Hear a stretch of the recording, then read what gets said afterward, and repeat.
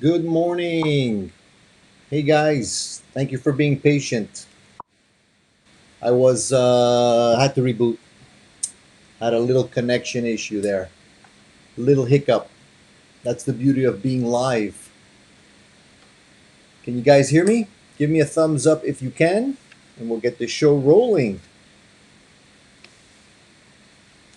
I know you guys are already in the waiting room out chatting away like crazy, which is great. I love to see you guys participating in all this great chit chat about guitars, even when I'm not there. That's a sign of a great community. So, can you guys hear me okay? Everything good? Hopefully, we won't have any snags with the technology. Uh, so, good morning, everybody. Happy 4th of July to all my American friends out there. I hope you guys are planning big celebrations today. Some great, possibly some great barbecues, fireworks, alcohol, whatever's involved. I'm not really sure. I'm Canadian, so I don't know the all the ins and outs about the 4th of July and how you guys celebrate it, but I know it's a big deal. I mean, after all, Will Smith saved the world, so it's something definitely to celebrate. 4th of July, Independence Day. Uh, I don't know how many of you out there are American. I'm thinking a good chunk of you guys are. So hats off to you guys. I hope you guys bring in the 4th of July the way it's supposed to be, especially after all this COVID and stuff, you know. Celebrate in style and have an extra cold one on me, or perhaps a nice burger, hot dog, whatever you guys do. My mouse just died on me. I mean, today's a rough day for me, you guys. First the internet, now my mouse died. Well, technology, you can't rely on it, let me tell you. So, good morning, everybody. Jack Collins, good morning. Alan, Cushman, Wayne, good morning. Dan, Alan, Christian, all the way from Germany. Hi, how are you? Gospel of Mark. Hey, Mark, hope that Shiner's doing better. Fat Philosopher. Fat Philosopher says he bought a righty ESP Edwards Les Paul this week, selling it on Reverb now. So yeah, this is something that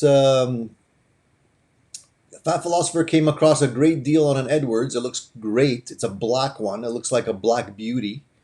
And everyone knows the Edwards guitars are pretty decent quality in terms of the way they're built. Anyways, since he's a lefty, he can't use it, so he's putting it on Reverb. If anybody wants to grab a great looking guitar, contact Fat Philosopher or check out his Reverb page. I don't know how we would find it, Fat Philosopher, but give us your, I don't know, do you have like a handle or something we can search for? And possibly somebody from the group would be interested in it. It's a great looking guitar. Good morning, Danai. How are you? Cool Tunes Made Easy. Nice to see you, buddy. So everyone's in the house. Bruce, a lot of the familiar faces here. Rico, good morning. Jeff got himself a Rival Drive compact pedal this week. Fantastic. I got the Rival Trem first, but a bit underwhelmed with that one, so it's going back. So the Rival Drive gives you what level of gain, Jeff? I'm not too familiar with that pedal. Is that going to be more of a classic drive? Is it a tube screamer type pedal? Is it a little bit more flexible than that? Give me a little bit more information on it, please. I'm not familiar with every single pedal out there, so cut me some slack. So Christian says he found a perfect box for my Marshall SV20. It's a Marshall 1965A 4x10 speakers. Nice. Nice. I think a lot of people underestimate the 4x10s instead of the 4x12s. The 10-inch speakers are pretty nice. They cut more, I think, and they have less flub. So that's a nice combination. I hope it sounds great. Once you find the great combination of speakers to go along with your amp, it's like nirvana. It's beautiful. You can't stop playing it. And not all cabinets and speakers are made the same. I've tried a few. If you look in the back, I have a 412, I have a 212, a 112. The reason I have a little bit more of a selection of boxes out is because I just wanted to see what the difference between them are. Obviously, if you're going from an open back to a closed back, that also changes the characteristics of it. But each one of these have different speakers in them. And, at the end of the day, the one I like the most is really the Marshall 4x12, the big one, because the speakers in that one are fantastic. They're original Celestion speakers made in England, and I just find that they sound the best. Gospel of Mark says he bought a way huge STO pedal. Should come this week. It's a gainier version of the Noble's ODR1, which I also have and love. Nice, very nice. I didn't have an opportunity to check out much of the Way Huge line of pedals, but I hear a lot of people do like those. And a lot of people do rave about the Noble's ODR1. Um, I think they remade it, if I'm not mistaken. Didn't they just re-release like a new version of that pedal now? And I think that one's also based on the Tube Screamer circuit, just a few tweaks, I think. Nice, very good. I'm happy to hear that you guys are taking advantage of your time off to buy new gear. So, Alan, the polls I'm referring to are I post them uh, on YouTube in the community section, and it gets posted out there. I think if you're following me, or if you have your notifications turned on, you should be getting them, because they go out at the same time as whenever I put a notification that I'm going to be live. So last week I did a poll regarding, and the question on that poll was whether or not you liked guitars that had a solid finish, like an opaque paint color where you can't see the wood, or if you preferred a guitar that had a finish that was more natural where you can see the wood, like a sunburst. And I asked that question because I was curious to see what you guys are into, and I was actually surprised that the one that scored the least was the one with the solid colors. I would have thought it would be the opposite. I would have thought that the solid colors would be the most popular, but apparently the ones that you can see the wood more popular. And I had three choices: either opaque, natural, or both. And the natural and the both were the ones that scored the highest. So I gotta say, I'm in the both category as well. I like to see the wood on my guitar. I like to see the natural finish on my guitar. Um, Now I'm leaning a little bit more towards a little bit of everything, but at the beginning it really was that for me. So I wonder why this mouse died on me all of a sudden. I mean, these are the stupid rechargeable ones that you have to plug in to charge. And yeah, let me see if I can. Of course, I don't have a charger when I need it, but it doesn't matter. It's all good. It's all good. So this morning is show number 71. For you guys that are new and you don't know how it works, it's pretty simple. We get together once a week live on the Addicted to Gear channel, and on Sunday at 10 a.m. That's the normal time slot. From time to time, I will deviate just to be able to get some new faces, because I see that we have a lot of great people that are following me now and are here regularly, and that's fantastic. But at the same time, we do want to attract some new people. And so from time to time, I might pop up at weird times just to see if I can get other people in different parts of the world interested in joining us. And the whole scope of this live show is just to talk about gear, guitars, pedals, and to kind of throw fuel on the flames of our gear addiction, and entice people to look at some new stuff, and possibly exchange some useful information regarding what works for us and what doesn't work for us, maybe stuff to stay away from as well, so we can actually save each other some money that way. And of course, if there's any cool gear deals out there, please feel free to share. So the first thing I usually ask when we go live is, what have you purchased? What are you planning to purchase? Or what are you enjoying right now? So don't be shy. If you're new, give us some information as to what is really enticing you to play these days, and let us know if you purchased anything new.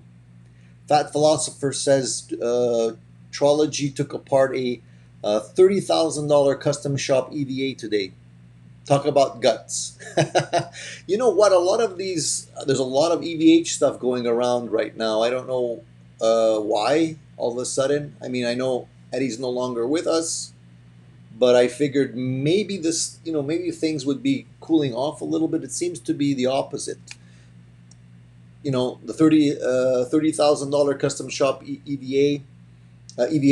I mean, it's still a custom shop guitar. It's still not the original EVH guitar. Selling for 30,000 bucks. Those were the limited edition ones that they put out a while ago.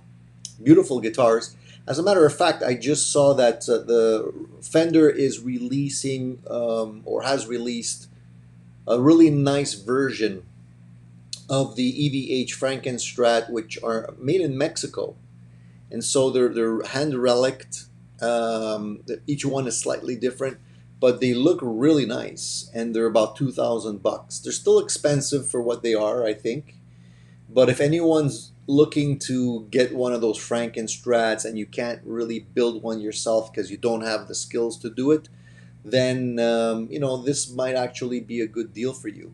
Actually, if you wait around a little bit, I'm sure they're going to start popping up on the used market as well, and maybe you get them for 1,000 bucks, 1,005 around there, which is not extremely bad considering it's a lot of work and a lot of effort to put something accurate together.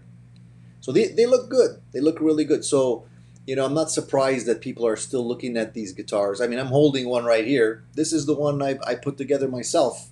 If you guys haven't seen it yet, it's almost done. It's not finished. Yesterday I spent the whole day working on this guitar. The whole day. It's a great guitar, but it's built from a kit. And I did the paint on it. I did all of the setup and everything. And normally, whenever you put a guitar together, you need to give it a little bit of time, especially when it has a Floyd, to kind of get, it's humid these days. Things stretch, especially with the Floyd Rose. The Floyd Rose systems are very finicky, guys. If you guys haven't already played around or had the pleasure of playing around with a Floyd Rose, they're finicky, man. They take a long time to stabilize. You're constantly adjusting the tunability of it, and especially on a new guitar, I like to put it together and let it stay for a couple of days, make the strings stretch, play it, and then adjust it. And it takes a little bit of time to adjust. These strings are strings that actually came with the kit, so they're not really good strings, but I like to use cheap strings first just to do the setup, like the height of the bridge, the relief of the neck, just certain things like that. But eventually these strings will be taken off and we'll put another set of good quality strings. The challenges I had with this kit, this is a Guitar World kit, which overall is quite nice, I gotta say. The quality of the components, the way the neck fits on the body is great. It's not like fault free. There are little things, but overall I think they're pretty good. If you're planning on building yourself one of these and you buy a kit that's made in China, I mean, these kits probably come from China as well. But if you're looking at a kit from China, there's a lot of variations in the kits. So you might not always get like something great in terms of matching how it's finished and how things fit together. But overall, I think that it's definitely one of the better kits that I've seen. There were a couple of things that I needed to adjust, and overall, one of the things that I wasn't expecting, that it's kind of my fault, but I put the everything together. I put the neck, the body together. I put in the strings, and I kind of balanced out the Floyd. And I didn't realize that the Allen keys that I have, see the neck adjustment is in there, right? So you have to put in your Allen key right in there. And I didn't realize that my Allen keys are a little bit longer, so they don't fit in that little hole. So rookie mistake, I should have checked first, but I didn't. So now I don't feel like taking everything apart, especially since I have the Floyd on it and everything, to take off the neck to see the size of the Allen key. So I haven't yet adjusted the relief on the neck, which is still it needs some back bow. So now I'm gonna have to probably cut one of my Allen keys to make it shorter to be able to fit in there. It didn't come with an Allen key, so that's one of the things that you don't expect, but you have to mess around with. I also curved the bottom of the neck. The actual one, the neck that came with this neck that came with the kit was flat, and Eddie's guitar didn't have a flat neck. It was actually curved. So I took the shape of my other Beretta, and I kind of just sanded it so it's actually rounded now, which it's supposed to be like that. So I got that a little closer. As you can see, the knob, this is the kit knob, and it's not an MXR knob. I'd love to put an MXR knob on it, but I don't have one. If any of you want to donate an old MXR knob, let me know. I would appreciate if you guys could send me one. Otherwise, I got to hunt for one. That makes the biggest difference for me. I just like the MXR knob better than this one. Other than that, oh yeah, the fact that the pickup is screwed into the body. The kit came with a pickup ring, but the ring wasn't used by Eddie, right? He didn't have a pickup ring on it. So what I did instead, I did as Eddie did. I screwed the pickup right into the body. The thing is, the way the body is routed, you get really close to the back of the guitar. If you try and put a screw in there, you'll go through. So I had to make little wooden spacers to put in there, glue them in, so that I had something to screw the screws into and get them not going through the body, as well as I had to kind of work out a different way of actually putting the screws in, because they have to go into the wood. So I had to make some little modifications there. And finally, this guy here is not actually screwed in yet, because I have to make a little modification to this here. I wanted to actually put in the same input jack that is used on the Creamers, which is a little round one. Now, they're not made this way, but the body is not routed for that, so I wouldn't be able to put that in there. So it came with this. I'm okay with keeping this guy, but it's not actually flush with the body. So it's actually just pushed in there, but it's not screwed in yet. So I have to make a slight modification on that. But overall, I'm super happy with it. I mean, it's the neck is really a nice neck, plays really well. I'm still waiting on my 5150 stickers that I ordered. The the reflective ones that Eddie has. I got a set coming, so I'm gonna put that in. But other than that, it's almost there. Just have to put in the little star, and we're good to go. And I think it came out really nice. And once everything is balanced, and I've gotten a chance to break it in, I'm gonna love this guitar. I think it's a really cool project. I learned a lot from it, and I encourage you guys to check out these kits. I'm gonna leave the back plate off. I'm gonna put in the cover here, this small cover, but I'm gonna leave the back plate off because Eddie didn't have one in his. I think it's more rock and roll. Oh, and one other thing. There's a little hole that I drilled to actually ground the bridge. And usually what I do is I put a wire in so that the post actually sits on the wire so that it's grounded. But what I ended up doing is I stuffed in the wire before or after I put in the post, and I thought it would be able to touch the post, but it actually doesn't. So I have to make a little modification there so that it's grounded a little bit better. That's like a minor thing, just like little things. But I think it's going to come out. I mean, overall, I'm super happy with it. I've been trying to build one of these things for a long time. an accurate one. I had built a version of this way back, but it wasn't accurate at all. It was just a paint job. But now that I got a version that's decently accurate to the original, I'm pretty happy with it. I think it's overall quite a nice build.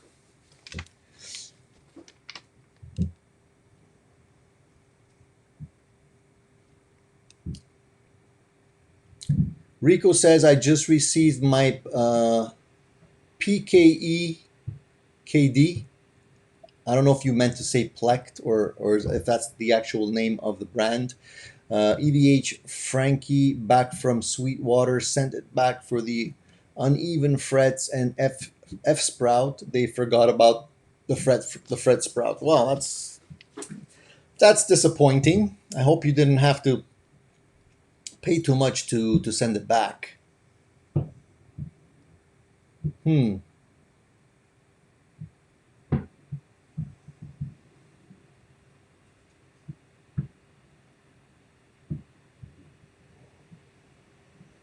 Oh, thanks, Fat Philosopher. Robert Baker had one on his channel. Yours looks better. Oh, thanks, man. I appreciate that. Alan says 2,000 bucks for a damaged guitar. No thanks. You could buy a mint custom shop model for that sort of outlay. Yeah, you can buy a mint one and then, wear it in yourself. Russell says, funny how EDH built his Frankenstrat out of cheap parts with little luthier experience, and the replica is now selling for thousands. That's the that exactly is the my thought. I feel the same way. Um, I figured, if you're gonna build a replica of these guitars or whatever, they should not be perfect because Eddie's guitar was not perfect. That's for sure. Especially his first version. Who knows what it played like? I mean, he'll only know. But you can tell that it's not like 100% perfect. There's defects in it. The paint is cheaply done and stuff. And I see so many people putting so much effort into it. The idea behind mine was not to make a precise replica, and it's not. It's just to get that flavor, make it my own, and that's it. And if it wears in, or I get a chip in it or whatever, it's great. It's fine. It's a unique piece. I'm a little frustrated, however, that I couldn't find. I actually misplaced the whammy bar. I mean, this is a note to myself. I got to really clean up my spaces. I put the whammy bar somewhere, and I can't find it. And now I got to like turn my home upside down trying to find the whammy bar. Really frustrating when you want to actually play the guitar, but whatever. It's a sign. It's a sign that I need to work on it. The other thing. The other thing is I got to eventually put in a decent pickup in this guitar. This is the pickup that came with the kit. I put in this pickup because this is what I had lying around, but eventually I'll probably put in something else. I haven't decided what. We'll see. I'm going to, do a little round robin and see what I have lying around here in the tickle trunk. If not, maybe I'll order something, but this is a temporary pickup. This pickup has a ceramic magnet in it, which I think is about 11K. It's a little bit on the hot side. It's not bad. I mean, I don't dislike ceramic pickups. I think they sound good for certain things, but we'll see if we can actually get it to sound better eventually.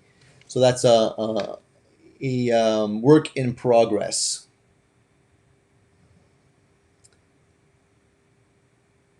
Yeah, Alan says relic samples make me cringe. Who wants a damaged guitar? Fat Philosopher says the EVH Custom Shop series were all spec'd and signed by Eddie himself, so it's not really a replica.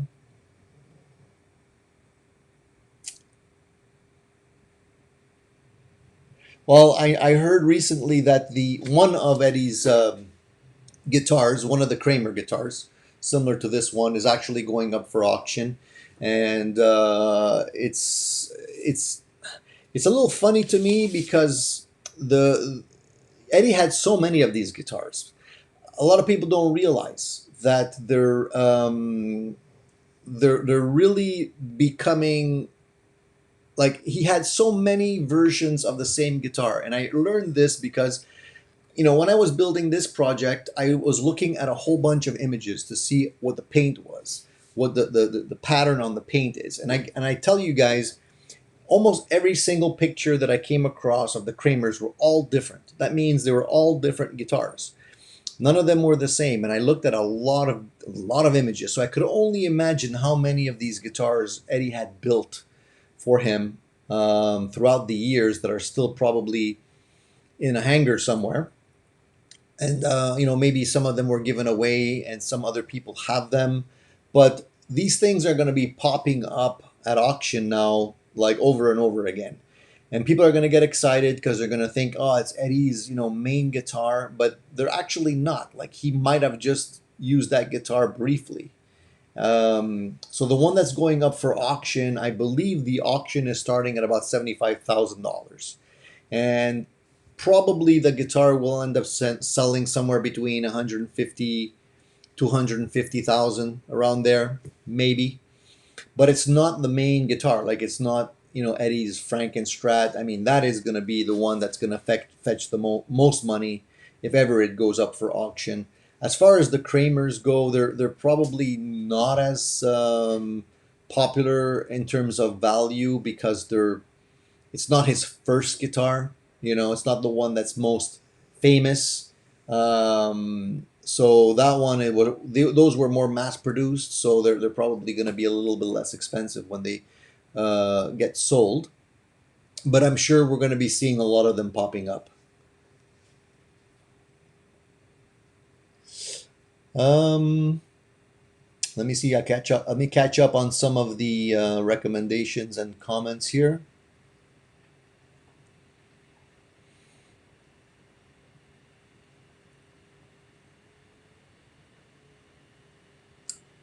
Jeff says, don't know if it's the same size, but sure do a short Allen key. Oh, thank you, man. I'm gonna check. I'm gonna look into that. I wouldn't want to buy anything directly from Sir because I got clipped on the. I got clipped so hard on when I bought my pick guard. I paid over. I paid $100 for the pick guard, and then I got charged like another $30 for like duties and stuff. So for a pick guard, so it's like it was a necessary evil because I wanted the pick guard to match the holes in my Sir. I'm converting the Sir into a double humbucker version. Right now it's a single humbucker scenario, so I'm going to take out the original pick guard with everything on it, put it aside, and put in some humbuckers in it. Very expensive, so I could only imagine how much they're going to charge me for that adjustment key.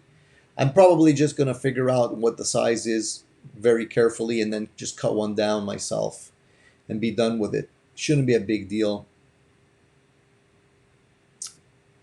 Larry says, did you do the striping on the guitar because you were really getting good at that? Yeah, I did do the striping on the guitar. That was this guitar actually had it actually was a really nice body to begin with. It had a quilt maple veneer on it. I was a little hesitant to actually cover it up, but I bought it for this project, and I did the striping on it. Yeah, I did the whole thing, front and back. There we go. So you can see what it looks like. Came out pretty good. It's not 100. It's not 100% perfect, but the next one will be better if ever I build another one. Bruce says he's not into tribute guitars. They don't make you sound any closer to the player that they pay tribute to. Absolutely, 100%, Bruce. I mean, it would be silly for me to assume that just because I striped the guitar, I'm going to sound like Eddie Van Halen. If it was that easy, I would have done it a long time ago. And also, there's also a lot of weight associated with these tribute guitars, right? If you show up to a gig with this guitar, people are going to expect you to be playing Van Halen, right? And if you don't play Van Halen, or if you don't have the Van Halen chops, you kind of look like a doorknob. So this is more for me. It's something that I've always wanted to have in my collection. I'll probably rarely take this out to play. It'll probably just be here in my little studio for fun.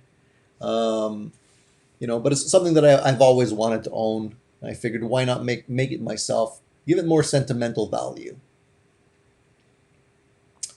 So Max, yes, I did paint it myself.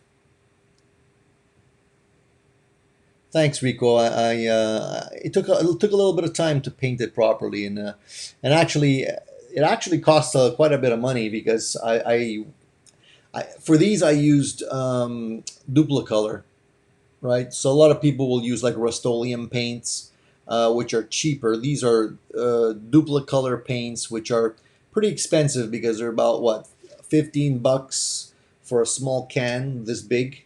So you need the clear coat, you need the primer, and they should all be the same brand. You need the red, you need the white, you need the black.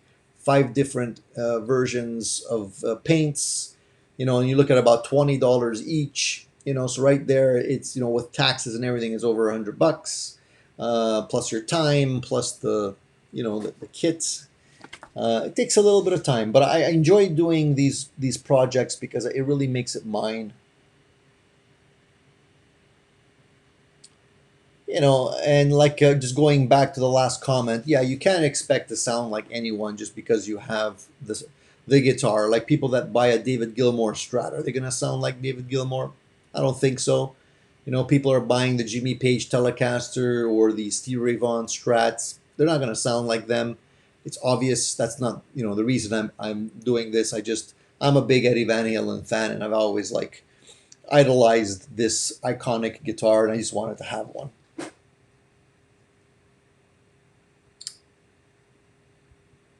Yes, Seth Tickle Trunk, you got that reference. That's a Canadian reference. If you're Canadian, you'll know what I'm talking about. He, Rico says Johnny Bean show last night tore into that new up for auction Frankie. They didn't think the description was accurate. Oh, I don't know about the description. All I know is that from what I read, it has a Duncan custom pickup in it. They didn't mention exactly what it was. I think they said that it has the Schaller M6 Rotomatic tuners. It's listed as being number 4. I don't know exactly what that means. What run we're talking about there. Um, little things like that. But beyond that, I don't know what wouldn't be accurate.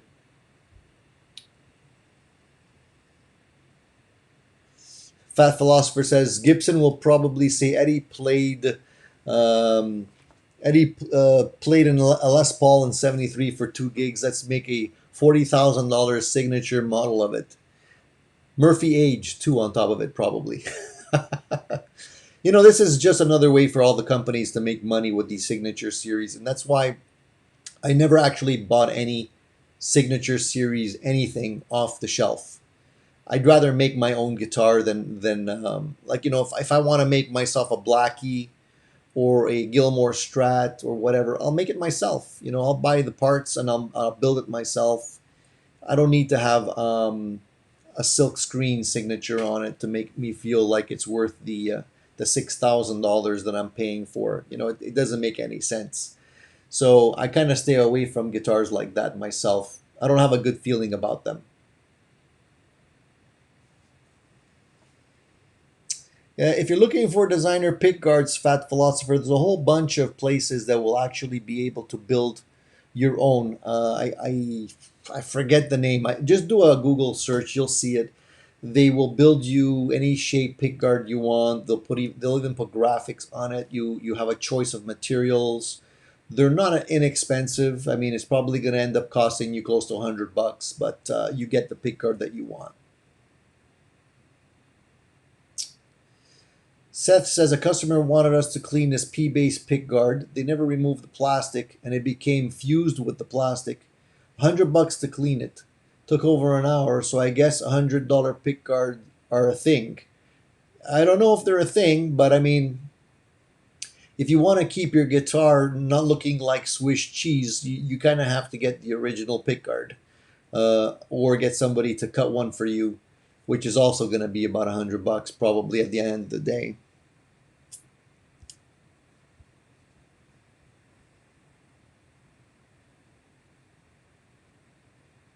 Yeah, it's not bizarre. I mean, you can get an upgraded loaded pickguard for $100 for sure, but again, I want it to fit the holes that are in my guitar. I don't want to make additional holes, and that's the challenge. So if you buy another pick guard or a loaded pick guard, I don't even think Sir sells loaded pick guards. You have to kind of find one somewhere. And I wanted the same color and everything, just different holes basically. But it's okay. I mean, I don't mind. I'm gonna, if ever I end up liking the setup with the humbuckers instead of the single coil humbuckers, I'll just sell the entire pick guard and load it and everything on eBay, and I'll make my money back on that. I'm pretty sure. Bruce says Eric Clapton would sound like Eric Clapton on a David Gilmour Strat, and David Gilmour would sound like David Gilmour on an Eric Clapton Strat. Absolutely, absolutely. I don't think we need to argue that point. I think everybody kind of gets it. That's what it is, right? Um,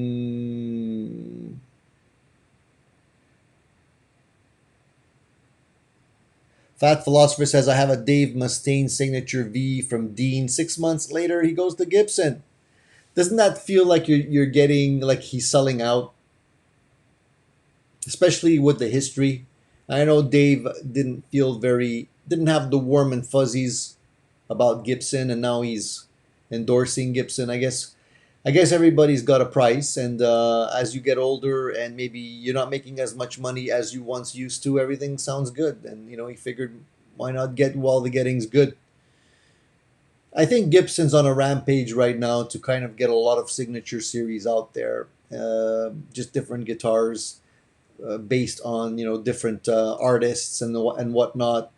They're going to town with the Murphy aging guitars, that stuff. They're making a killing on those guitars. I gotta say, they look great. If anybody's like actually looking to get a worn-in Gibson guitar, the Murphy stuff is probably the best work you're gonna get on like a relic, and make it look authentic. But the prices that they're charging are just exorbitant. I mean, I don't know. I can't really justify it. If you got the money, why not? I know there's a lot of people that are doing exactly that. There's a fellow in I don't know if it was in Croatia. I think he's in Croatia, and he'll do exactly that. You send him your guitar, he strips it, he repaints it, and he makes it look authentically like old. It looks like an old, like a 50s Les Paul, and he's really good at it. It's just that I would be biting my fingernails, wondering what's going on with my guitar, But people have the money to do it, and you can't easily find these old guitars anymore. So hey, if you got the cash, why not? Hey Paul, nice to see you. Sold a PRS for a nice profit. Nice, good for you, buddy. What model PRS did you end up selling? Out of curiosity, share with us, buddy. So I gotta say, I started this morning off on a bad note. Beyond the issues I was having, the technical issues, I sliced my thumb this morning. I was opening up a bag and I just sliced my thumb. Thankfully, it's the lazy thumb. It's the cheapest finger of all the digits. It's the left-handed thumb, so I don't really need it all that much. It doesn't do much. If it was any of the other fingers, I'd be in trouble. But this one, not that important. Um, it's just a pain when you slice it on the knuckle because it keeps on opening up, right? Every time you flex the finger, it kind of opens up again. But so that's how I started my day. I kind of started off rough. Woke up a little bit late, so I guess I was still groggy when that happened. But just protect your fingers, guys. You don't want to chop anything off. So that's the bad note of the day. The good note of the day is I mentioned last time I'm trying to drop some weight. I actually am about a pound, a little bit close to a pound and a half from my first goal, which I set for myself. So I'm hoping to hit that this week, and then just carry on and try and get even further down on the weight. It's crazy when you're doing any kind of trying to lose any kind of weight, because everything you look at reminds you of calories. Now that I'm counting calories on everything, I look at a burger and I'm looking at that. I'm like, that's, too expensive in terms of calories.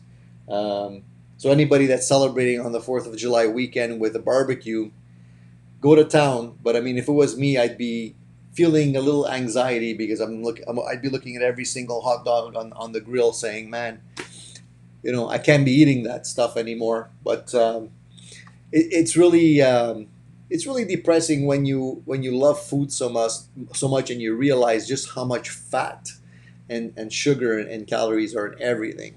So I'm trying not to think about it, trying to eat healthier, but it's not easy, man. Fat Philosopher says, if the Jimmy Page Telecaster came out in a lefty, I would probably buy it. Which one? Would you buy the Dragon, or would you buy the one with the reflectors on it? I'm not that crazy about the one with reflectors on it. I like it if it didn't have the reflectors on it. As far as the Dragon goes, I'm pretty sure I can probably mimic that pretty closely if I wanted to. I can get a body on a Telecaster and just superimpose the Dragon and get my daughter to paint it for me, because she's an excellent painter. Who knows? Maybe that would be another project that eventually I'd maybe want to do. Get the Dragon. Just what I need, another project.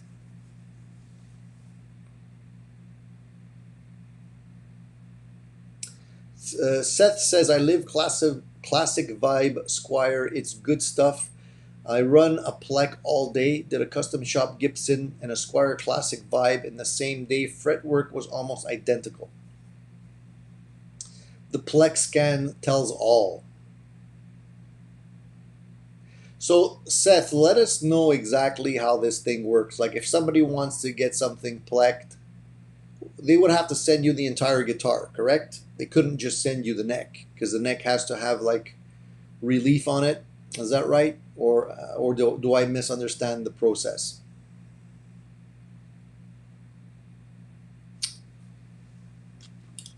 Enlighten me on that one if you can, please. Jeff says, I spoke with Sure about a replacement pickguard. I wanted a covered humbucker in the bridge of my old Classic S. They said each is made to measure. I'm guessing that's why they're expensive. I guess so. I mean, they must have templates, right? I'm pretty sure they don't just cut one at a time. So I'm sure they have like different templates that they use. If you give them the serial number of your guitar, they will probably know which pickguard was used on it, and they can go back to that one.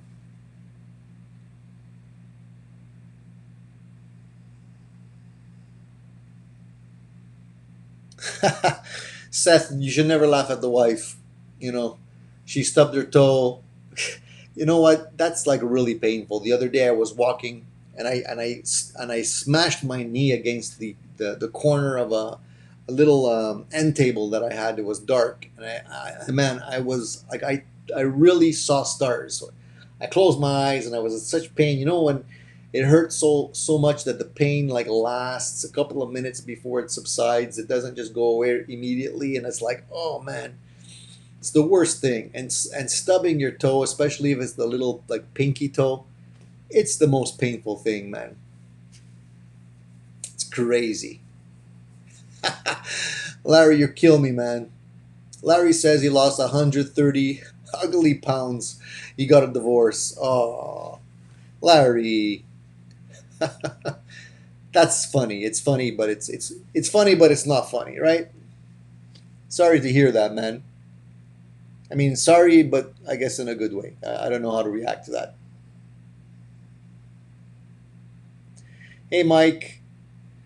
So he's on the West Coast. Mike says he rolls out of bed and right into this hangout every Sunday. Kind of like what I do, man. I was a little bit late. I don't know why. I was really tired, and I couldn't wake up this morning. So I looked at my watch and I was like, oh man, I better get running. Otherwise, I'm going to be late for sure. Yeah, the dragon's cool, Fat Philosopher. I think I like the dragon just because it's unique. But build it yourself, man. Just get a body. Get a body on eBay, a good quality body.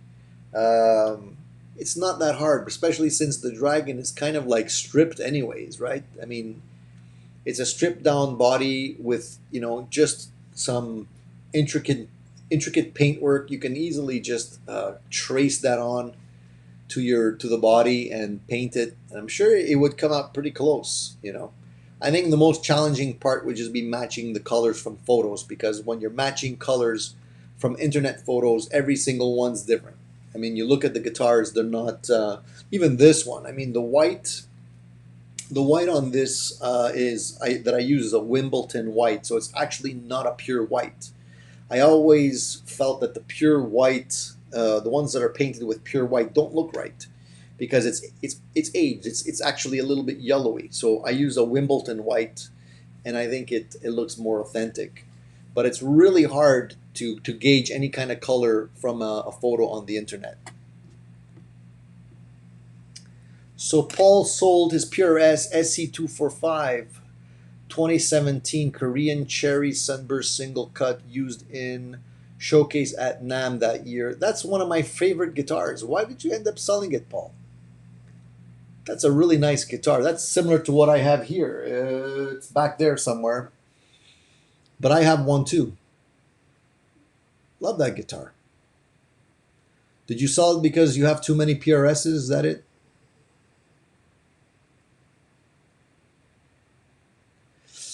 I agree with you, Bruce. Just leave your guitars out of the case and practice 5 hours a day, and they'll relic themselves naturally.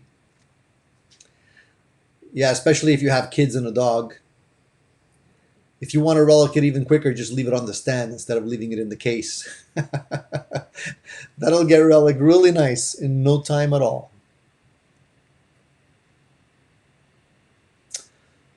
So Seth says it's a separate process that's not done in the plec. Usually after the plec, before polishing out the frets, is when you address filing the fret sprout.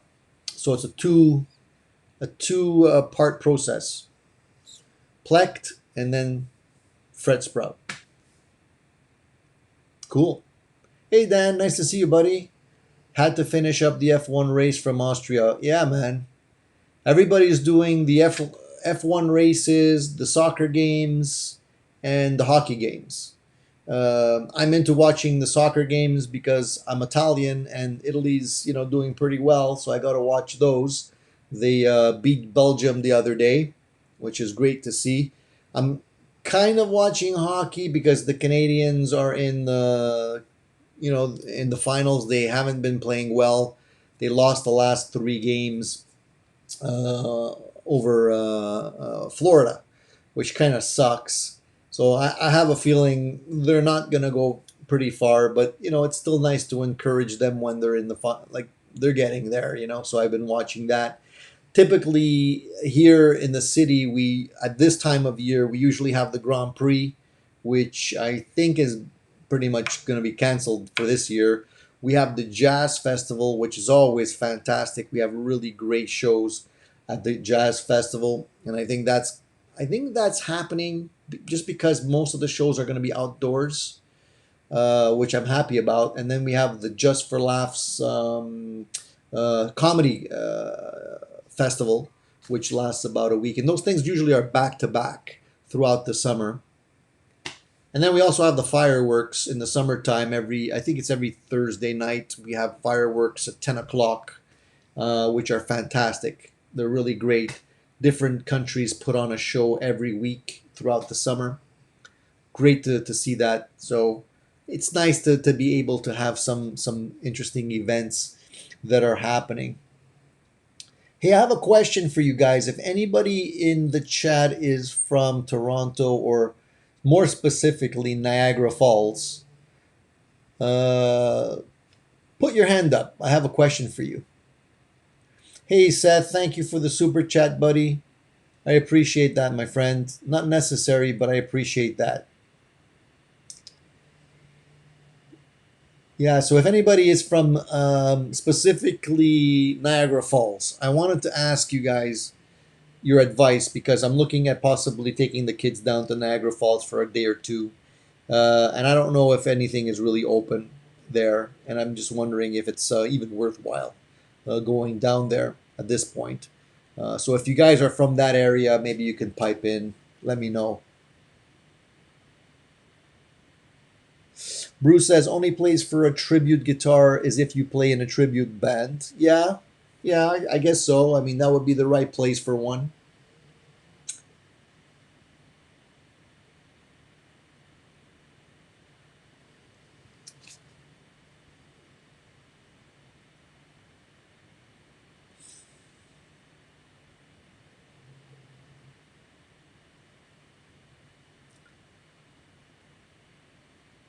Fat Philosopher says ran out of bubble wrap and newspaper. Can I use plastic bottles as space fillers in a guitar box? I never thought about that. I guess you can. What about the peanuts? You guys don't. I always save my peanuts. What I do is I just get a big plastic bag, and every time I get a guitar that has peanuts in the box, I just slap it in there and have those to reuse. The other day, I pulled out some bubble wrap that doesn't pop. It was the ones with the big bubbles, and I love popping those things. And I'm like, oh, this is gonna be fun. And every time you would push one down, it would just like go into the other one, and it was made that way. And I'm like, I can't believe it. Some scientist took the fun out of bubble wrap. Why would they do that? Why would they spend money trying to do that? I don't understand. So, anyways, that was a bummer. I also keep if you get the guitars from China, they usually come mummified in a foam, like a form-fitted foam sarcophagus, I call it, and then it's like taped like crazy. You should save those because they're really terrible, but they work extremely well. So then you can easily put another guitar in there and ship it out.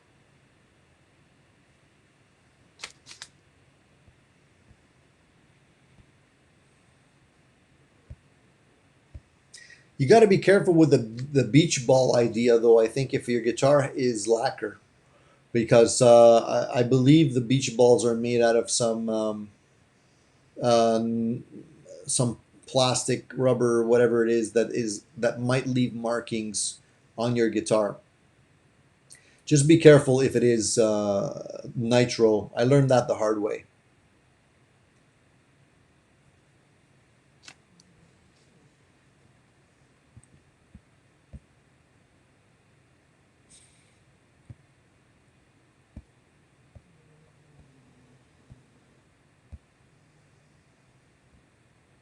Oh, okay, great. So Seth says that you can send just the neck and they can use a donor body on it.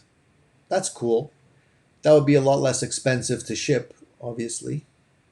Good to know that, Seth.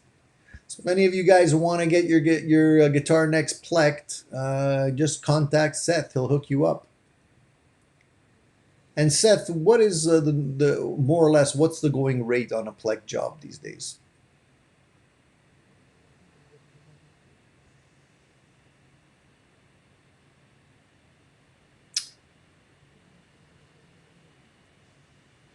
So Paul says he got rid of the SE PRS because the tunes that it worked on, he now uses the Gibson SG standard LTD, which sounds better.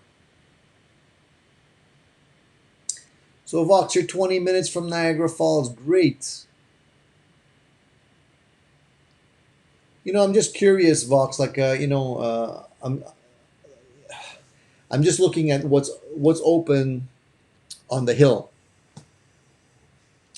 All the little activities, like they have the little haunted houses and the Ripley's museum and all that kind of stuff. And um, I have a feeling most of those things are closed still. I'd be curious to, if you could find out. I don't want you to necessarily go out of your way, but I'm just wondering, like, is it worthwhile, or will we just end up getting there and just, looking at the falls? The falls are great. I've been there before, but really, it's the little activities to keep the kids happy and busy. That's what I really want to find out. If you could let me know, I would appreciate it. Just don't go out of your way.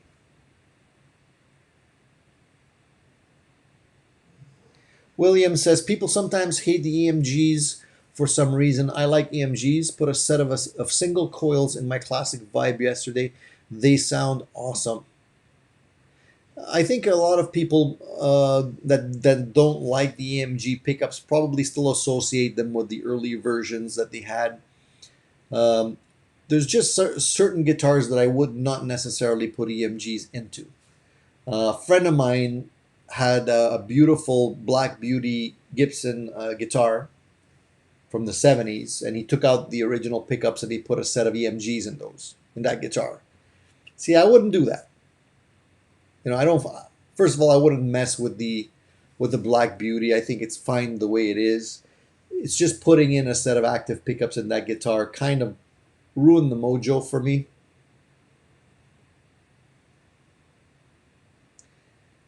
So Fat Philosopher's out of peanuts. He sold 4 guitars, so he's on a rampage. He's opening up his own store soon. Fat Philosopher Gear Emporium, coming soon. Hey Cohen, how are you, my friend? Nice to see you. Because they're scientists, yeah, they gotta find some other ways to suck the fun out of everything, I guess.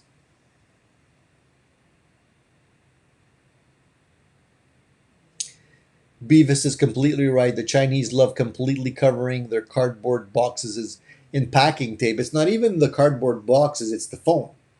They usually have like they skip the box. They just wrap it in foam.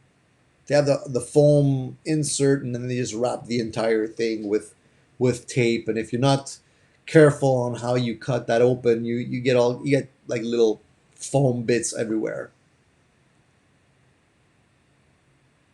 Has anyone tried a Rutter's Telecaster bridge?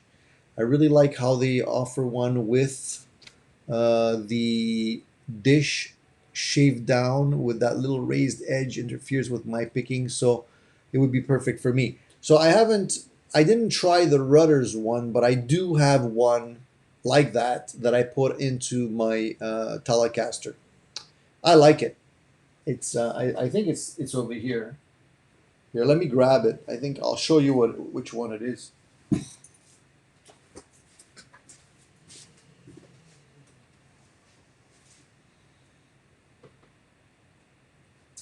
Actually, I'm gonna put this here.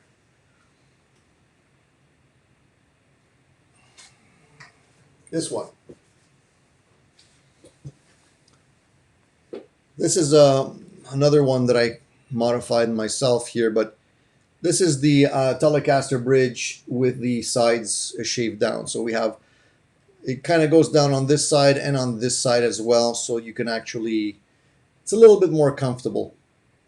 You can get that one, or you can get the one that has like no sides to it. I mean, the only reason why you need these sides is really if you want to put the ashtray cover on it, which nobody ever does anymore. So I'm not really sure why they keep the sides on them.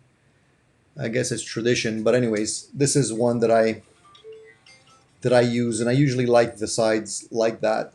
The ones that use the individual 6 saddle bridges typically don't have the sides, so those are probably the ones that are the most comfortable if you want to go for something comfortable.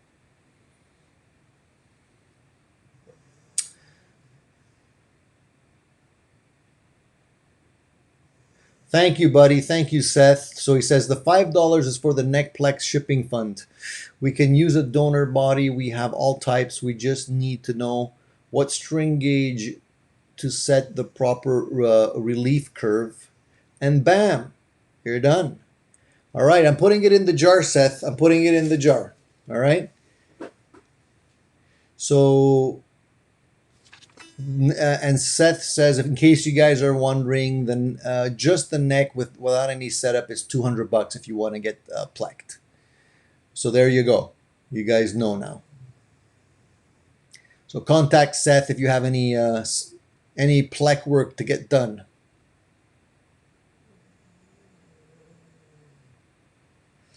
Vox says Phil McKnight plecked Esquire on his channel. Interesting that you would do that on an inexpensive guitar, but I guess he was trying to prove a point, right? You can make an inexpensive guitar play great. Because I mean, plecking a Squire is like almost the same price as the guitar itself. I mean, it's almost like as crazy as what I did with the Vega Trem, and I put the Vega Trem into the Kramer Beretta Special, which the Vega Trem costs more than the guitar. Yeah, Vox. I know the arcades are still closed. Arcades are typically pretty grimy because everybody's touching everything, right? All the buttons and the controllers, like you would constantly need to be cleaning those things. I could only imagine what kind of bacteria you find on those arcade games. So I'm okay with not with skipping the arcade. Um, it's more the other things. Like I would love to take the kids to the Wax Museum. I thought that was pretty cool.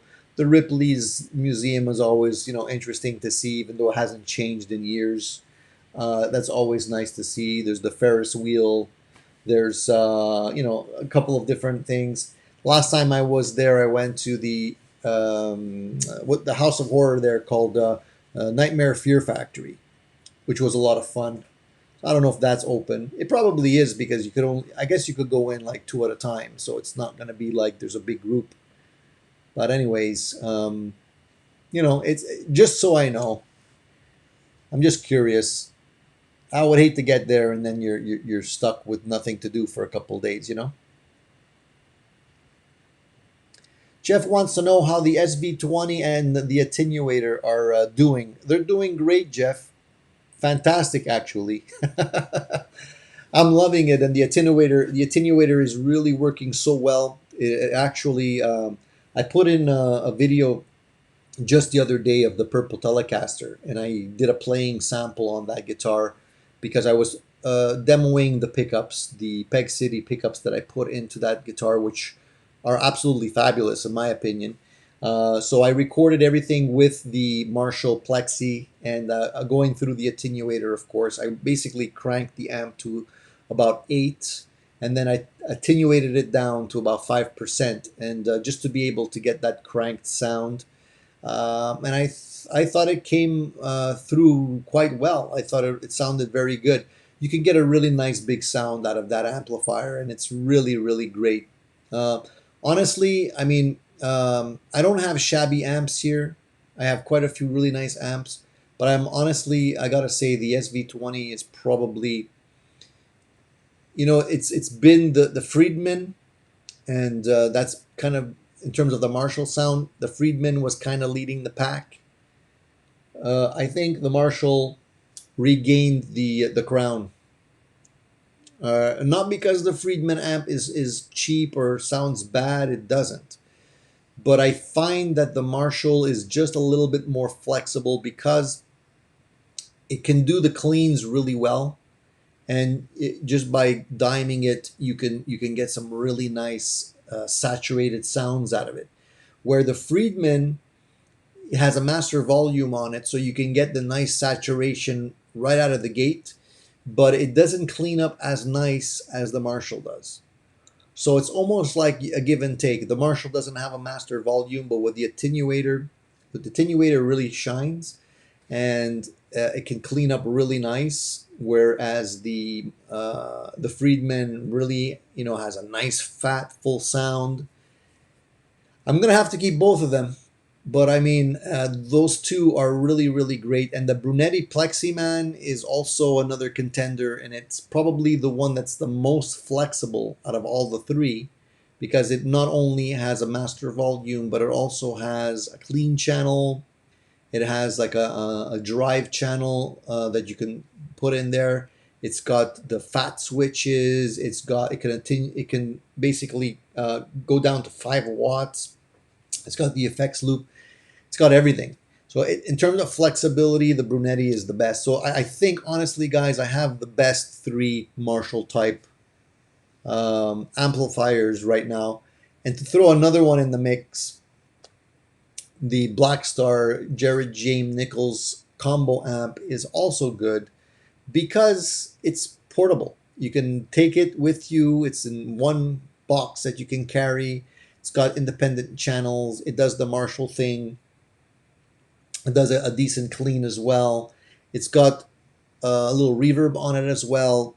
It's great. So it's like these are the amps that I have currently, and I'm having trouble just getting rid of any of them because they all do something slightly different but really well.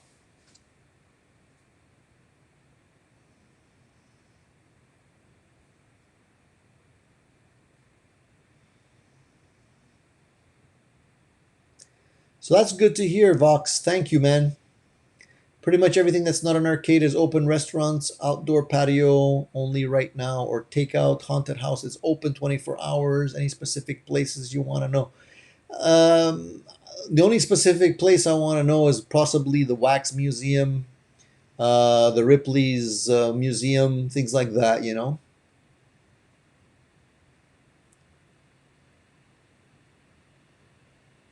Thanks, Jack. Thanks for reminding everybody to give me a thumbs up. I appreciate it. If you guys didn't check out my last videos, please take a look at those as well because I definitely wanted to make you guys hear those Peg City pickups. They're great. If you're looking at a decent set of pickups and you're in Canada, Peg City are great. What else? I have a couple of new things that are going to be reviewed. I have this little pedal here, which is a looper pedal from Donner. It's called the Donner Triple Looper, which is kind of like a TC knockoff, like a TC Ditto Looper knockoff.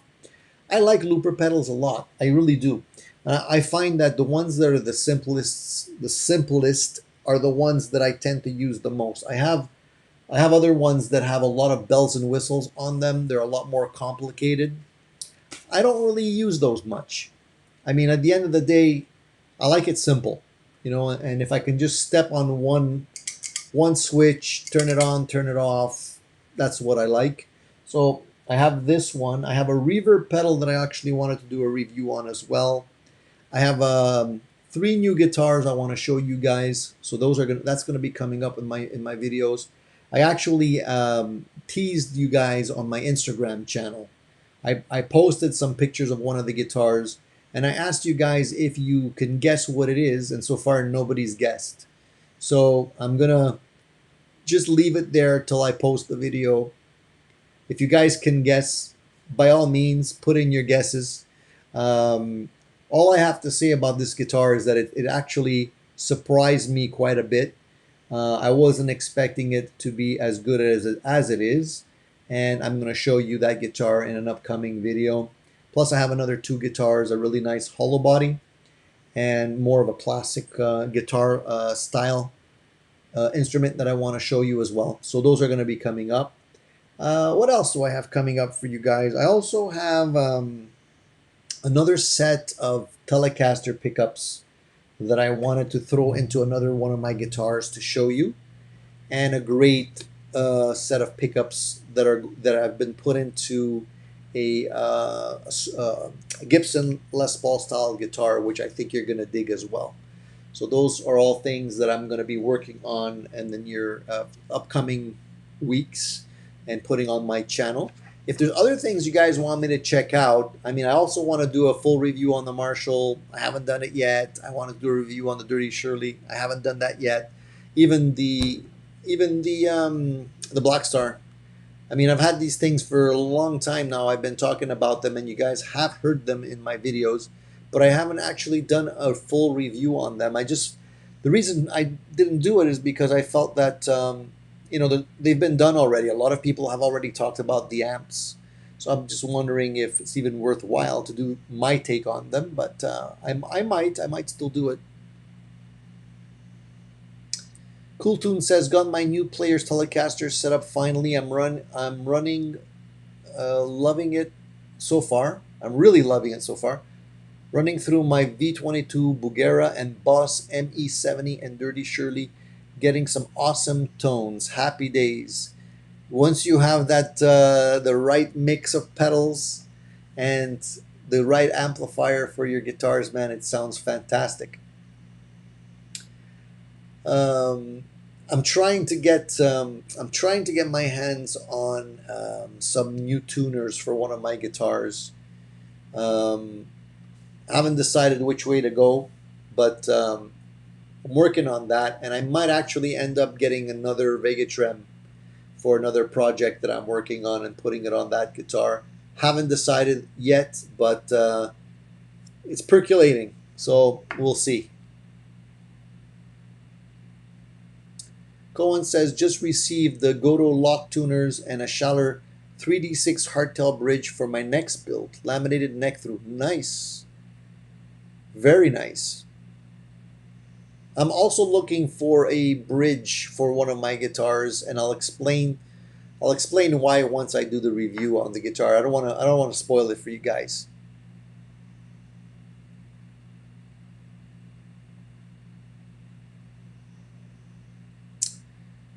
Mike David says, "Cool. That's very close to the Rudders Bridge. What brand is that, or did you modify it yourself? I've considered the American style Telecaster bridge with no sides, but I like the sound of the vintage one." Mike, I couldn't tell you. I don't think it's a specific brand. I got this on eBay. You can get these on eBay now, and they're not that expensive, really. If the saddles are not what you need, just swap out the saddles. But the actual ashtray, what I call it, is sort of the ashtray portion of the bridge. You can get on eBay for not too much money. You can get the brand named ones as well, but I just find that they're expensive for nothing.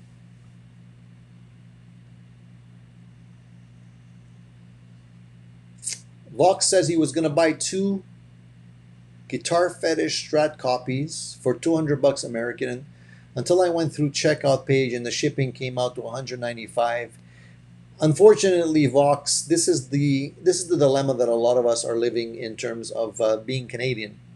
Once you factor in the exchange and the shipping and everything and the duties, because a lot of these guitar parts are coming from China, so you have to expect to pay duties on it. They're not that good anymore. The deals are not that great anymore. So I would say try and find a Canadian dealer on these things and just see if you can buy directly from them. I wish there was somebody in Canada that really had a nice selection of guitar bodies that weren't overly expensive.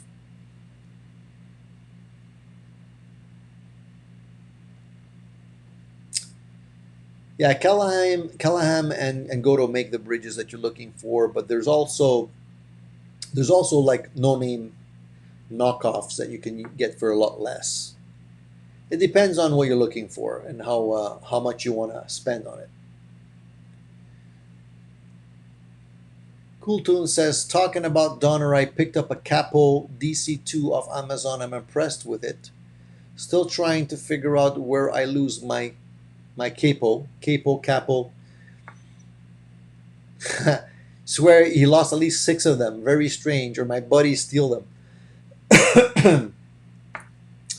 What you do if you don't want to lose your capos, or if you don't want to get your buddies to steal them, buy yourself a Hello Kitty version. I guarantee you nobody's going to take it. You'll have that one forever.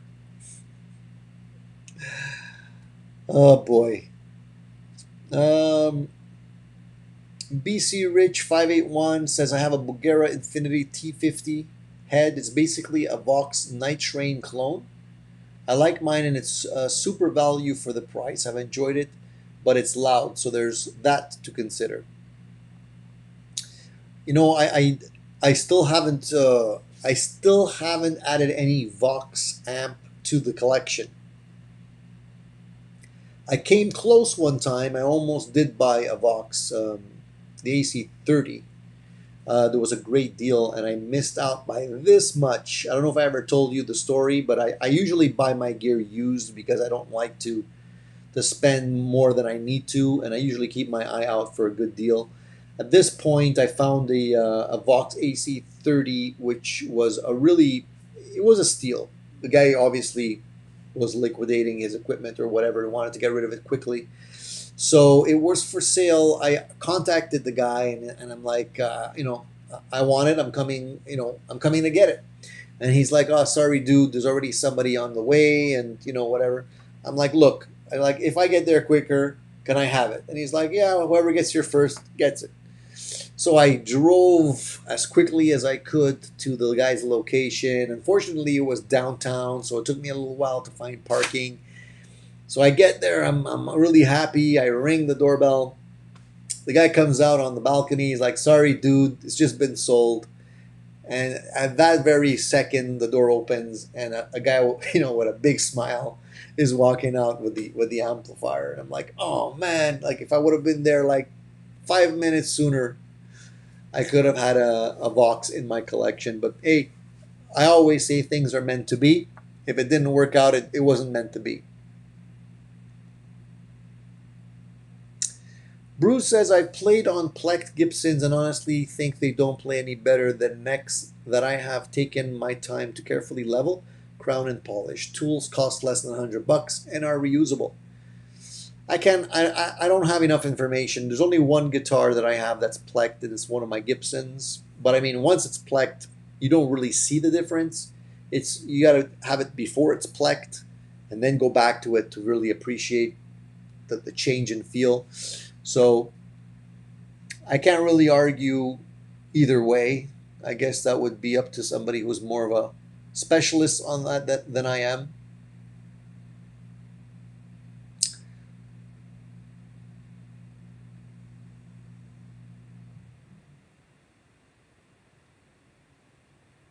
So one thing I want to ask you guys, this is something that goes back to the poll that I posted for this week. The poll that question I was asking is, what is your go-to guitar shape? Um, and I only listed five of them there because the poll only allows you to list five options, but there's more body shapes than that. So what I want to know is this: if you have a choice, would you gravitate towards a Strat style body, Les Paul style body, Flying V, or let's say something like a hollow body, or like a double cut junior or a single cut junior, or Telecaster? What would be your go-to body shape? And I have my own theory on this. I mean, honestly, after playing a lot of guitars, I think that the Strat style body is perhaps the most comfortable body to play. I don't think I've ever found another body shape that is as comfortable to play. Um,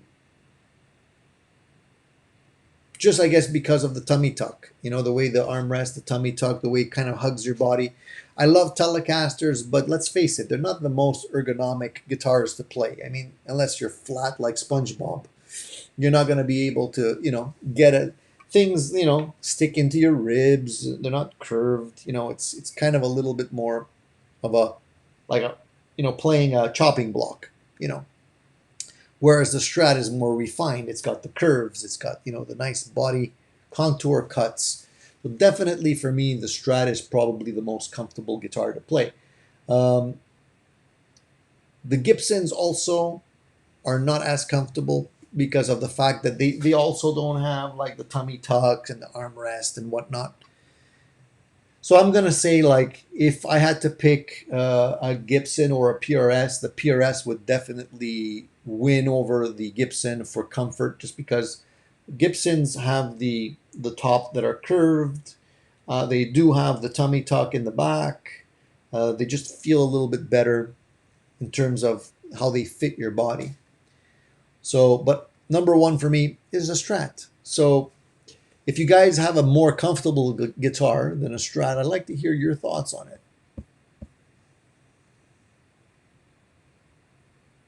I like the ones that I find are great. I mean, a Telecaster that it has more of the modern tummy tuck and armrest carve are really comfortable. I have one. It's not here, unfortunately, but I have one like that, and it makes a huge difference, and it really makes the guitar so much more comfortable. At that point, I would say that particular Telecaster could compete with my Strat. But if you just go typical raw Telecaster body shape, not as comfortable.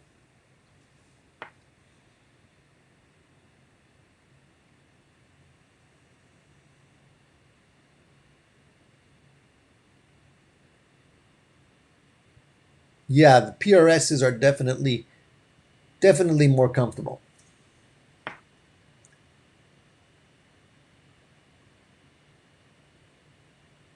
Now I jumped to the bottom of the chat, so if I missed your comments,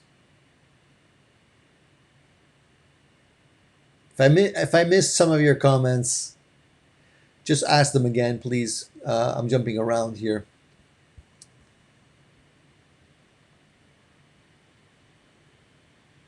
Hey, Hobo Bob, nice to see you, buddy.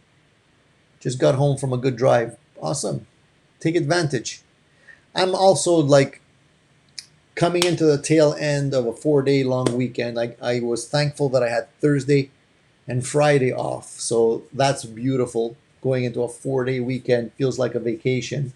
I know that this week is going to be rock and roll, but then I'm also going into my vacation. So I'm looking forward to that. Um, so it shouldn't be too bad, but I know it's still going to be rock and roll, but we should always have a 4 day weekend.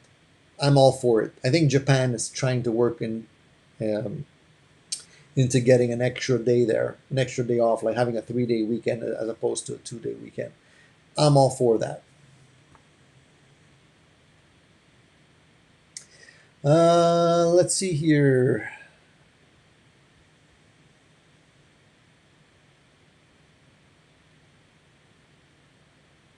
Larry says he's always wanted to try the Charvel or Jackson Dinky shape. I bet it's super comfortable. I've had a Charvel. They're just as comfortable as a regular Strat. The Jackson, they're also cool. The one I have is a little bit less comfortable because it's more of a square body shape, but it does have the tummy tuck and the armrest, so it's not that bad.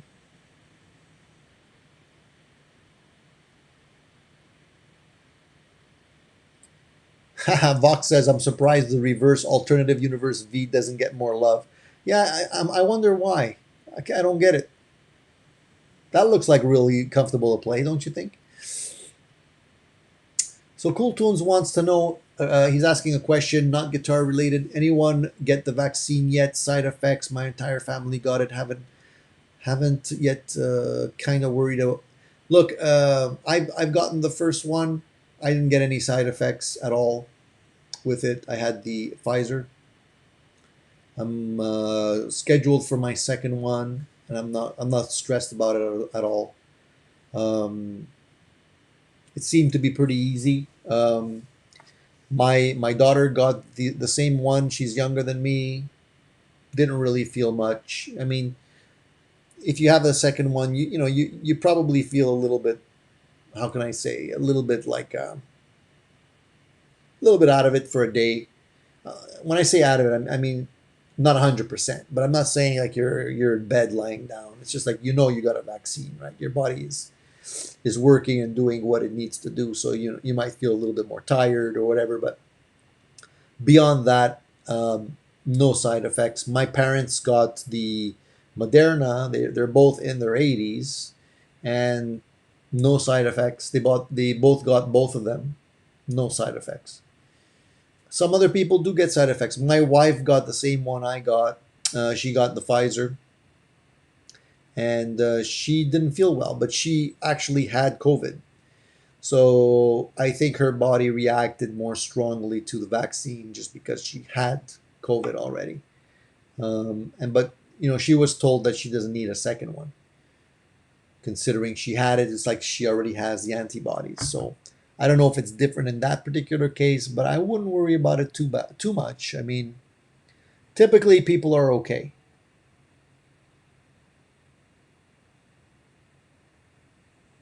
Alan says the most comfortable guitar he has or that he's played, is an Ibanez SA 460, Strat shaped.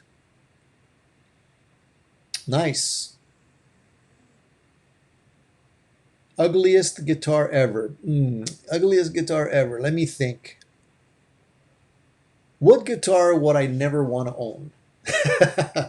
Let me think. I know there's quite a few. I can't really think of the names because I don't even give them much attention. But what guitar? I mean, a lot of those weird. There's a couple of companies that make like really weird shaped guitars. It almost looks like It looks like one of those abstract paintings from Dali. I wouldn't want to own those.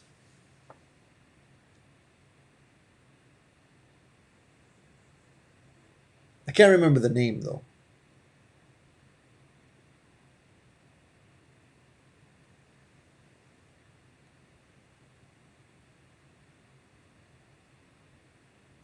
Cool Tune says, too many horror stories I hear about the vax, but traveling issues may force me to eventually take it.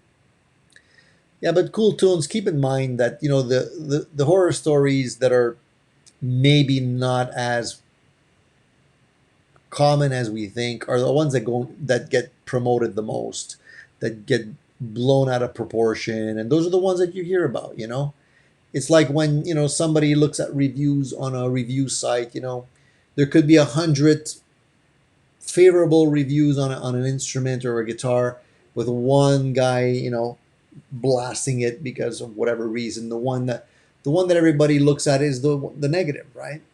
So if you think about all the people that have gotten the vaccine, and how many people had no issues, I mean, it's really a personal thing, a personal choice, but I wouldn't fear it too much. I gotta admit, I was nervous too when I went in there. I was nervous. I didn't know, but I mean, I had the vaccine for the swine flu when that came out. I mean, that's a vaccine too.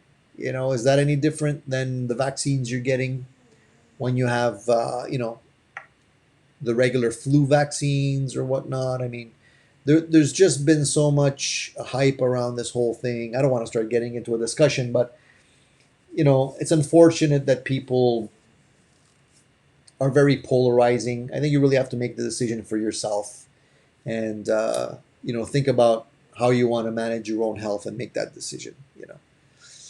But I feel that I've done it, and I'm happy I did it.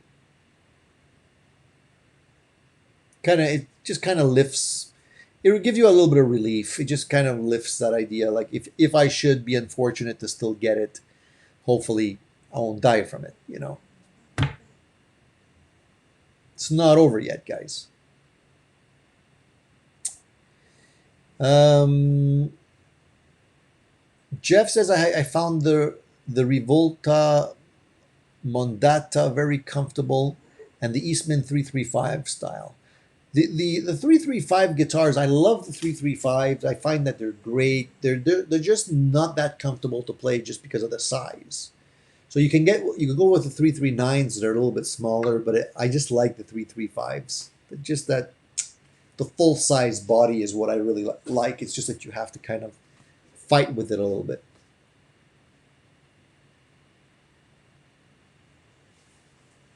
Yeah, so William says he's had both Pfizer's as well, no side effects. Good to know. Beavis also, Pfizer, no side effects, good. Hobo Bob said, I got both shots. First had side effects for a day, second, nothing at all. There you go. Thoughts on the Ibanez Q Series headless? I I'm not a big Ibanez fan, even though my first guitar was an Ibanez guitar. For me, the Ibanez guitars are great in terms of playability and technology. I like them a lot. It's just that I don't like.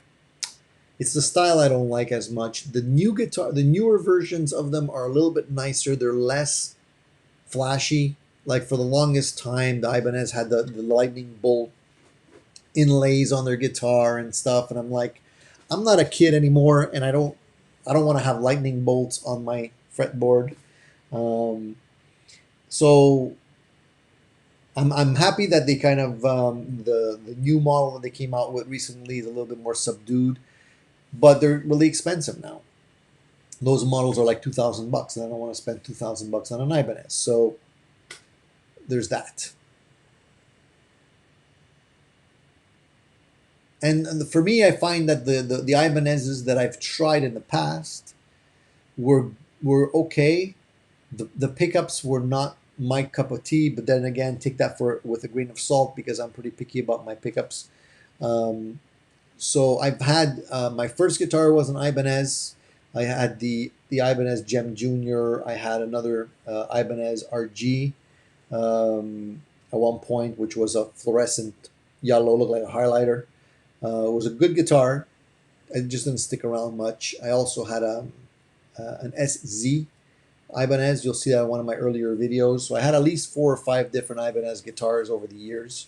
Unfortunately, I have none now, so I haven't really kept any of them.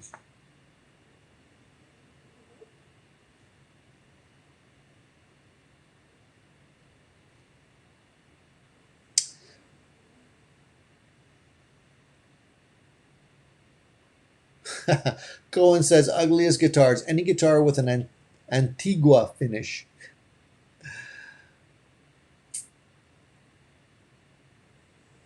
Beavis says, Kramer Gorky Park. Hideous. Gorky Park, the guitar that killed Kramer. That and the Strikers. Hey Cohen, thank you for dropping in. I'm glad you could spend some time with us today. I appreciate that, man. Have a good one.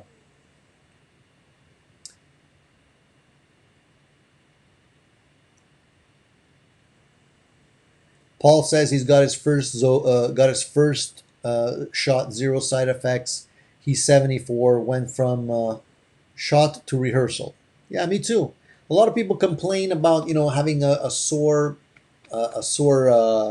shoulder after the shot. After the shot, you know what I was doing? I was actually buffing and polishing my purple Telecaster. And that takes a lot of elbow grease, and I didn't feel anything. Actually, I think maybe the activity made my shoulder not hurt at all because I guess you're working the muscle, moving things around. I don't know. So maybe that's the solution, guys. After you get your shot, just buff your guitars.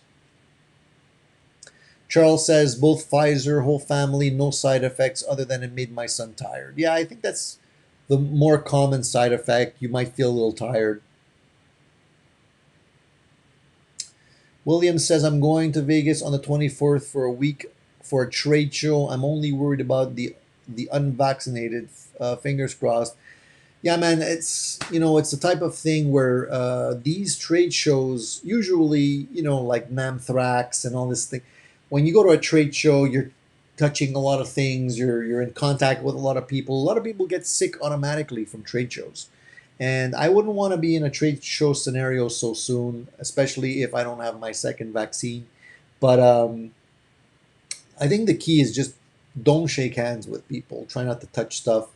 Keep your hands clean. Wash your hands often, and just stay a little bit further apart, and you'll be fine.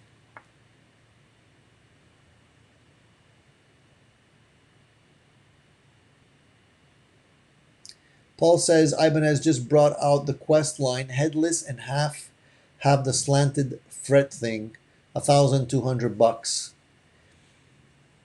I don't know if I'm that like I'm not a huge fan of the headless guitar. I do have one headless guitar from Bootlegger, which is cool. It's a cool thing to have, but I don't go out of my way to search for headless guitars. I just don't feel like what's the big advantage to having a headless guitar. I don't know. Just having something smaller that you can maybe carry with you easier is cool. Having that, but other than that, I don't know.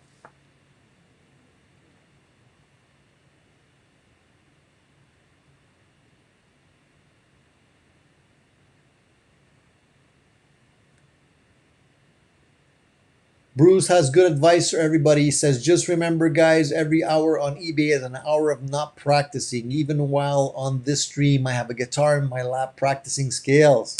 That's the way to do it, Bruce. Wherever you are, practice, practice, practice. If you're watching this, practice. If you're, doing an online meeting, practice if you can when you're on mute. If you're on the bowl, practice. Just bring your guitar wherever you go. Man, just remember to wash your hands. All right, guys, listen, I've been yapping for an hour and 34 minutes now. I appreciate you guys tuning in. I think we're gonna call it a day. I think you guys have a lot of festivities to get to, especially my American friends. You know, 4th of July family barbecue, getting things going and ready for the festivities is going to take some time. So I want to say once again to enjoy the day as much as you can, bring it in style with your family and friends, especially after all this COVID fiasco. I think we all need some R&R with the family, and if you can do that in a safe way, that's fantastic. For all the new people that have tuned in to today's show, thank you again for tuning in. Please keep in mind we're here every Sunday, 10 a.m., like clockwork. And maybe now and then I'll throw in an odd scheduled event just to see if we can expand our viewership. But I appreciate you guys tuning in, and I'm happy that you guys continuously do so. You're supporting the channel and you're making me feel great. And I look forward to these Sunday chats with you guys because they're always great. We always come up with some interesting stuff to talk about. And so please keep on tuning in for the Sunday shows. If you have any other gear that you want me to check out, and I don't know all of the gear that's out, if there's something new that you think was worthwhile, post it in the chat. You know, post it in my videos, and I'll be happy to oblige if I can. It's always my pleasure. And there's going to be other videos coming this week, guys. So please stay tuned for those as well. Throw in a couple of goodies for you guys. And that's it for now. So if you enjoy what I'm doing here, guys, please give me a thumbs up. It helps the channel and it helps the videos get propagated throughout YouTube. And I appreciate that. And as I always say, guys, stay tuned, keep rocking, and stay safe. More great stuff coming right here on Addicted to Gear. Appreciate all you guys. See you next Sunday. All right. Have a good week.